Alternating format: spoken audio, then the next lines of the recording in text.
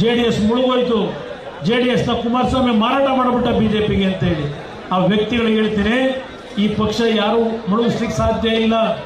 ಈ ರಾಜ್ಯದಲ್ಲಿ ಎಲ್ಲಿಯವರೆಗೆ ನನ್ನ ರೈತರು ಈ ಪಕ್ಷಕ್ಕೆ ಆಶೀರ್ವಾದ ಮಾಡ್ತೀರಿ, ಈ ಪಕ್ಷವನ್ನ ಈ ರೀತಿ ಹೇಳಿಕೆ ಕೊಡ್ತಕ್ಕಂಥ ಕಾಂಗ್ರೆಸ್ನ 100 ವ್ಯಕ್ತಿಗಳ ಮರುಜನ್ಮ ಎತ್ತು ಬಂದರೂ ಜನತಾದಳವನ್ನು ಇವರು ಮುಗಿಸ್ಲಿಕ್ಕೆ ಸಾಧ್ಯ ಇಲ್ಲ.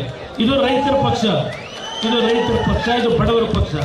ಅದರಿಂದ ಅವರ ಪೂರಕ ಮಾತುಗಳೇನಿದ್ದಾವೆ, ಅವರ ಕೀಳುಮಟ್ಟದ ಭಾಷೆ ಏನಿದೆ, ಅದಕ್ಕೆ ಇವತ್ತು ಉತ್ತರವನ್ನ ಮಂಡ್ಯ ಜಿಲ್ಲೆ ಜನತೆ ಅಷ್ಟೇ ಅಲ್ಲ, ಈ ಭಾಗದಲ್ಲಿ ಸುಮಾರು 14 ಮೊದಲನೇ ಹಂತದ ಚುನಾವಣೆ ಏನಿದೆ, ಈಗಾಗಲೇ ನಾನು ಇಡೀ ರಾಜ್ಯದಲ್ಲಿ ಪ್ರವಾಸವನ್ನು ಮಾಡ್ತಾ ಇದ್ದೇನೆ.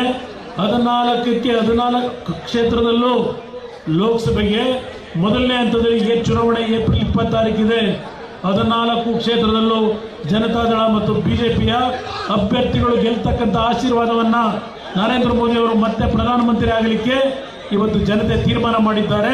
ಅದು ಮಂಡ್ಯದಿಂದಲೂ ಪ್ರಾರಂಭ ಆಗೋಗಿದೆ. ಈಗ ಇವತ್ತು ನಿಮ್ಮ ಆಶೀರ್ವಾದವನ್ನ ನನ್ನ ಕ್ರಮ ಸಂಖ್ಯೆ ನಂಬರ್ 1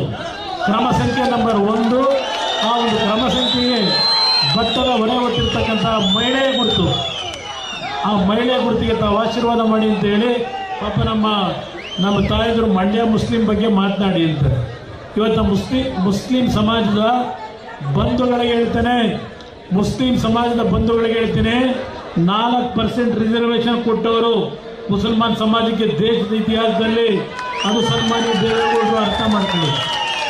ಇವತ್ತು ಹಲವಾರು ಅಭಿವೃದ್ಧಿ ಕಾರ್ಯಕ್ರಮಗಳಿಗೆ ಮುಸ್ಲಿಂ ಸಮಾಜಕ್ಕೂ ರಕ್ಷಣೆ ಸಿಕ್ಕಿರ್ತಕ್ಕಂಥದ್ದು ಸನ್ಮಾನ್ಯ ದೇವೇಗೌಡರಿಂದ. ಇದನ್ನು ಅರ್ಥ ಮಾಡ್ಕೊಳ್ಳಿ ಅಂತಕ್ಕಂಥದ್ದನ್ನ ಹೇಳಿ,